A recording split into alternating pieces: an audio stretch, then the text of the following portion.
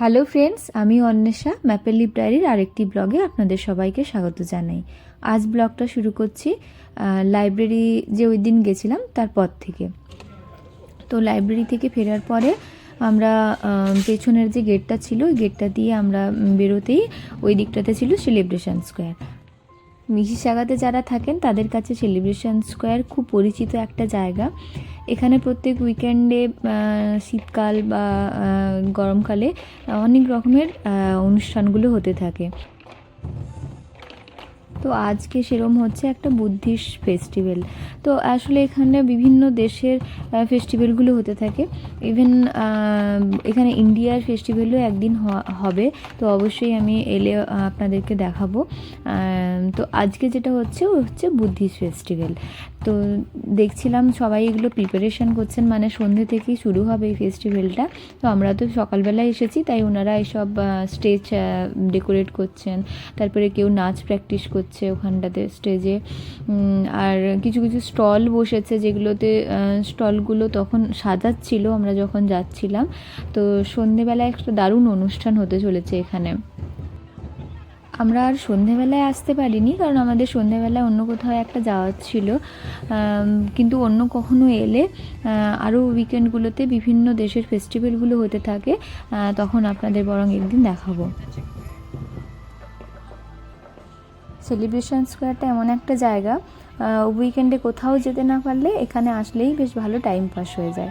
মানে বাচ্চা থেকে বড় সবাই মোটামুটি ভালো এনজয় করে এই জায়গাটাতে।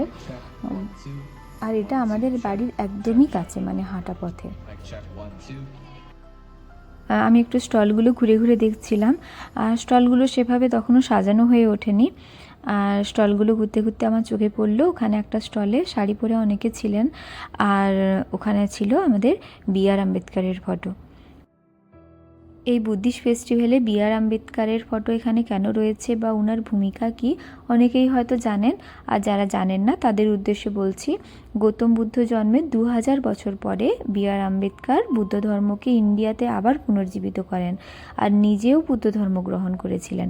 আর তার সাথে সাথে ওনার 3 লাখ ফলোয়ার্সও কিন্তু বুদ্ধ ধর্ম গ্রহণ করেছিলেন। তাই বি.আর. আম্বেদকর শুধু ইন্ডিয়াতে না, দেশ বিদেশের বুদ্ধিস্টদের মনেও কিন্তু বিশাল জায়গা করে নেন। যাই হোক, স্টলগুলোতে ঘুরতে বেশ ভালোই লাগছিল। আর ওই স্টলগুলোতে অনেক ধরনের শোপিস ছিল, তারপরে গৌতম বুদ্ধের স্ট্যাচু, ওয়াল হ্যাঙ্গিং, অনেক ধরনের বই, তারপরে পেন্টিং, এই সমস্ত জিনিসগুলো ওখানে বিক্রি হচ্ছিল।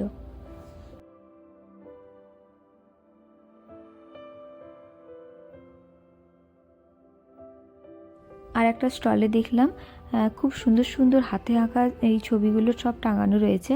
আর এগুলো কিন্তু এখানে বসেই আঁকা ছবি। এখানে পেপার রয়েছে, পেন্সিল, কালার সব কিছু রাখা রয়েছে।